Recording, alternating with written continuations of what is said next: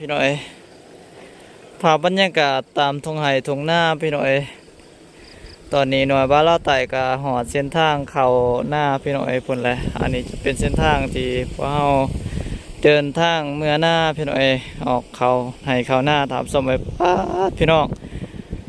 ผูงงัวควายตามทุ่งไห่ทุ่งนาหลายพี่ลึกถามสมัยพุ่นแหละก็มีควายตัวบางใหญ่ของ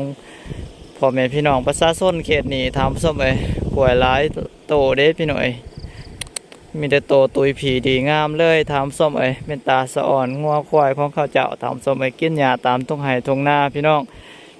กะสำหรับเขตนี้เขาเจ้ากะไดตกกะตามมุงแล้วพี่น้องพุ่นแหละกะแต่ละหลังคาเฮือนพี่น้องกะล้อมด้วยหลักหัว